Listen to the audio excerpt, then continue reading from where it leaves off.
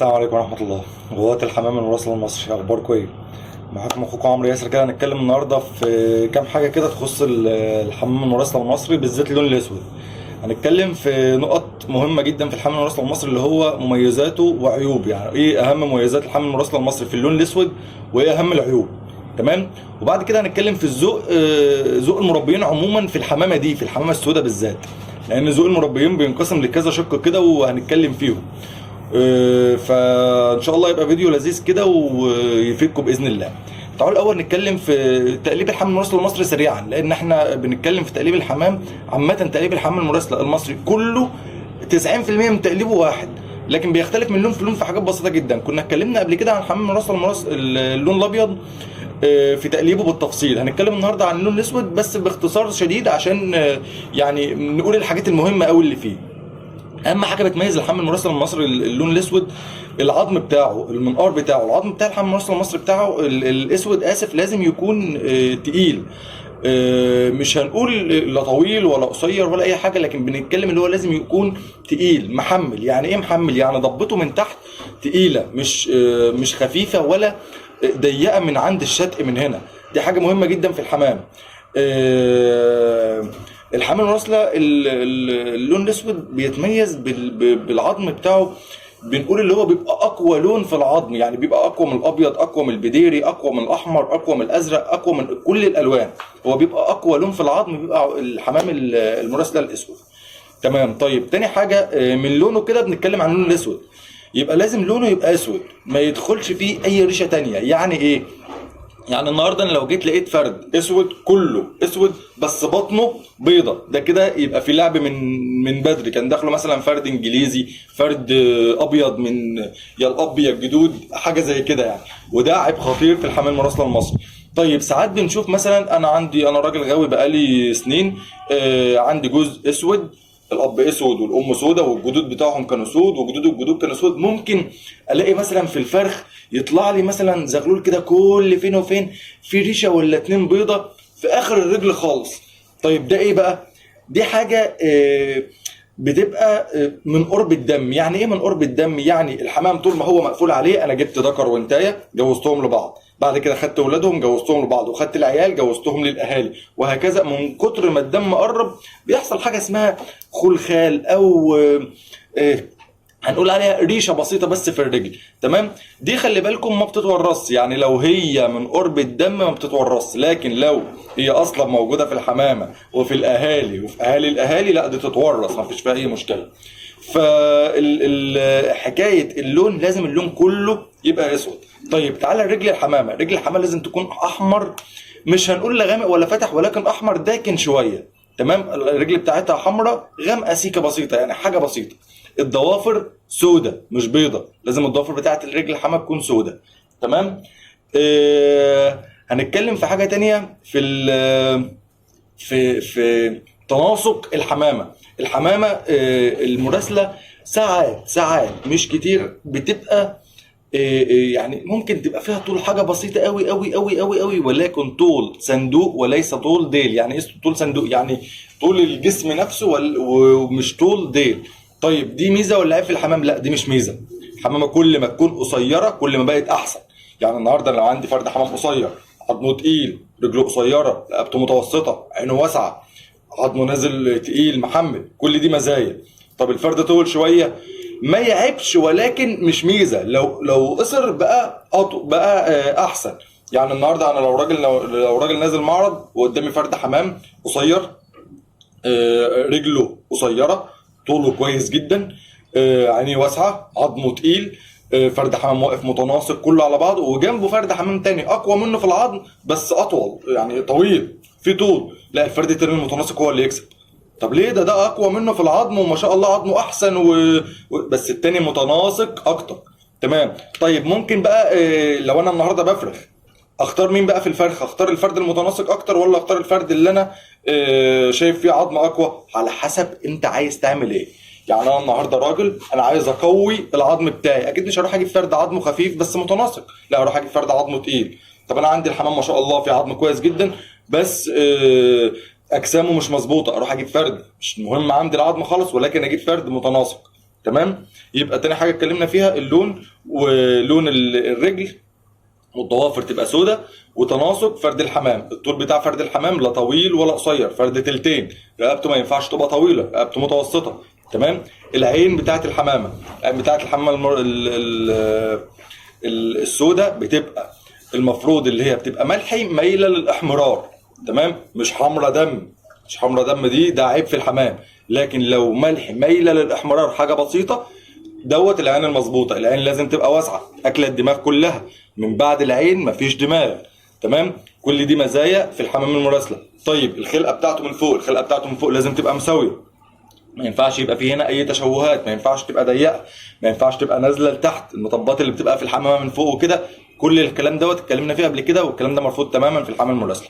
طيب النهارده تعالوا بقى ننتقل لحته ذوق الحمام المراسله بالنسبه للناس. يعني انا النهارده راجل، انا بحب البس تيشيرتات، واحد صاحبي تاني بيحب يلبس قمصان، واحد تالت ما بيحبش يلبس لا ده ولا ده، بيلبس حاجه تالته خالص. طيب ايه اللي يفرقني عنه عن التالت؟ كل دي حاجه اسمها الذوق الشخصي.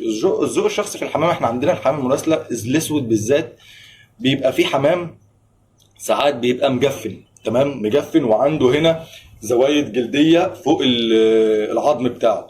طيب الحاجات دي احنا بنسميها الخامات. يعني ايه الخامات؟ يعني الفرد اللي هو عظمه تقيل، في زوايد جلديه من هنا على مناخيره بمعنى اصح، عنده جفون تقيله، فرد بنسميه خامه. الخامه دي انا باخدها سواء ذكر او نتايه اشتغل بيها. يعني ايه اشتغل بيها؟ يعني باخدها بفرخ منها، بحاول استحسن منها. طيب انا النهارده عندي فرد حمام فيه 1 2 3 وناقصه 1 2 3، بعمل ايه؟ بكمل النواقص دي من عند حد تاني عنده الفرد اللي ناقص عندي، او الفرد اللي فيه المواصفات اللي ناقصه عندي. يعني من الاخر كده كل واحد بيكمل اللي ناقص في حمامه من حمام الناس الغاويه اللي حواليه. تمام. تعالوا كده نتفرج مع بعض على كام حمامه هنتكلم فيهم على كام نقطه كده معينه. يلا ثواني. بسم الله. بسم الله الرحمن الرحيم. ده ذكر شاب. تمام. لسه بيخلص الصمه. ده كده لو جينا نتكلم في تقليبه، هنقول اول حاجه فيه، اول ميزه فيه اللي هو عظمه تقيل، عظمه عريض. تمام. بالنسبه لشاب صغير لسه بيخلص الصمه فعظمه عريض. تعال نتكلم عن العين. العين بتاعه الفرد ده بسم الله ما شاء الله عين واسعه. تمام. بالنسبه لطول الفرد، فالفرد ما شاء الله يعني لو جينا بصينا كده هنلاقيه شبر. تمام. رجل الفرد اهي حمرا زي ما قلنا، مايله للغماء شويه. طيب الضوافر، حضراتكم شايفين الضوافر بتاعه الفرد كلها سودة، مفيش فيها ضافر مختلف، كل الضوافر سودة. تمام. طيب لو جينا النهارده، انا النهارده واحد عايز اربي فرد الحمام ده، لان مثلا شايف اللي فيه عرض في العظم وفرد لسه صغير، لسه عيل صغير. طيب النهارده لو انا جيت عايز اربيه، افرخه على ايه؟ بنشوف النواقص في الفرد ايه. النهارده ممكن انا اشوف الفرد ده مثلا ممكن تكون ناقصه حاجه معينه جدا في الحته دي، الحته دي في عندي فيها مشكله، اللي هي دي اهي اللي على صباعي دي. تمام. دي عايزين، شايفين الحته دي عايزينها تبقى هنا اهو، تعلى شويه، تعلى تبقى طالعه من قلب العين على طول. نعمل ايه؟ بنلبسه، بنجوزه نتايه لابسه شويه. طب تعالى نشوف النوتي اللي بتبقى مثلا يعني ذكر زي ده ازاي نجوزه النتايه تكون تحسن من وشه. هو ما شاء الله ذكر شاب لسه عيل صغير، ذكر عظمه كويس جدا جدا جدا، عظمه عريض، عظمه اللي تحت ما شاء الله محمل. لو جينا فتحنا بق الفرد، تعالى كده افتح بق الفرد ما شاء الله، تقدر تحط صباعك جوه. يعني ده صباع كبير اهو، حطينا يعني ثواني الفرد اهو، حطيت صباعي جوه بق الفرد، وما شاء الله بق الفرد يعني بق فرد الحمام واسع مش ضيق. تمام. شاتقه من تحت بيضحك، فرد الحمام مبتسم بيضحك. لو جينا بصينا له هنا من هنا كده، هنلاقي فرد الحمام الشتق اللي هو ده، الشتق ده تقيل مش خفيف. تمام. من ناحيتين، من هنا او من هنا. تمام. طيب تعالوا بقى نشوف مثلا لو انا النهارده عايز اجوز فرد الحمام ده، ممكن اجوزه النتايه شكلها ايه؟ تعالوا نشوف النتايه دي.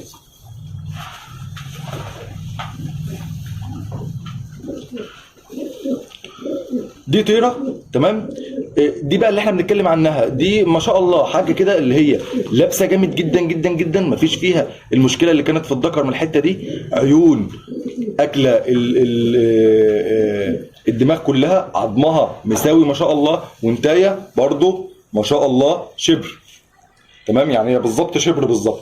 طيب النتايه دي لو ركبت الذكر يجيبوا ايه؟ يجيبوا قنابل بفضل الله. ليه؟ لان احنا كملنا الناقص في الذكر بالنتايه. طيب عظم النتايه ما شاء الله عظم كويس مش وحش، بس الذكر عظمه اتقل منها، تمام. يعني كده احنا اخدنا ذكر معين فيه مواصفات قويه جدا، حطيناه على نتايه فيها مواصفات تكمل مواصفات الذكر، تمام. طيب تعالوا برضو نتفرج على حمامتين تانيين فيهم مزايا وفيهم عيوب. تعالوا معانا.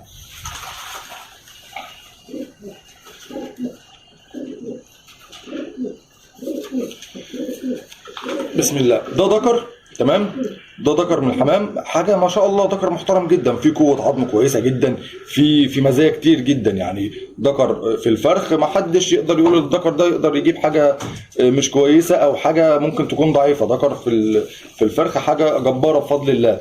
طيب الذكر ده برضو في مزايا وفي عيوب، في برضو الحته اللي احنا بنتكلم فيها دي، تمام. طيب لما النهارده نيجي نجوزه ايه؟ نجوزه نتايه زي اللي احنا شفناها من شويه. طيب الذكر ما شاء الله برضو عينه كويسه، مش عينه وحشه، بس انا عايز اوسع العين اكتر. يعني عايز العين دي اللي حضراتكم شايفينها دي تبقى واسعه اكتر، يعني عين الفرد اوسعها اخليها اكله الدماغ كلها. طيب اقدر اجوزه لايه؟ نجوزه بقى لنتايه ثانيه.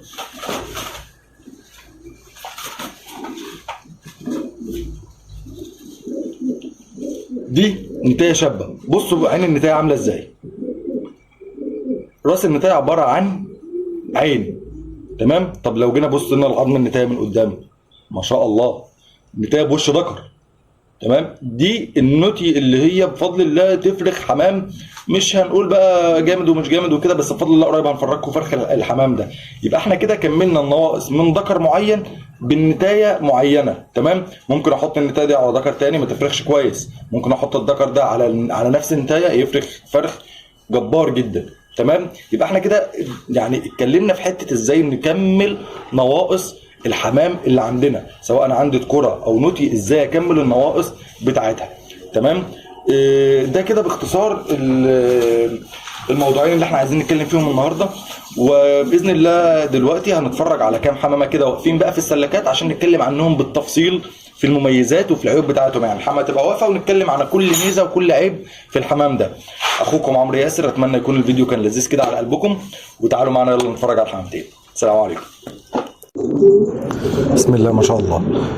ده ذكر من الحمام، تمام. هنفرجكم في بعض المواصفات المحترمه جدا في الحمام. اول حاجه الذكر قصير جدا، تمام. تاني حاجه رجليه ما تعلاش عن 3 سم، رجليه حمراء دم، ضوافر رجله سودة. الذكر ما شاء الله عظمه داير جدا، دماغه صغيره قوي، عينه اكله الدماغ كلها. ذكر لابس لبسان محترم جدا بفضل الله. طيب تعالى نتفرج على التناسق العام بتاع الذكر. يعني لو جينا نتفرج على شكل الذكر كله، الذكر كله على بعضه واقف متناسق، تمام، يعني لايق على بعضه. دماغ صغيره، رجلين صغيره، الذكر واقف على ديله، الذكر دماغه مقنطره ما شاء الله، ذكر يدرس بمعنى الكلمه. بسم الله ما شاء الله. ده قلنا ده فرد حمام تاني كده من المواصفات اللي ما عادتش موجوده كتير بفضل الله. يعني ذكر حمام كتالوج، عظم جبار، دماغ متناسق جدا. ادعوا لنا ولكم بالبركه باذن الله. السلام عليكم.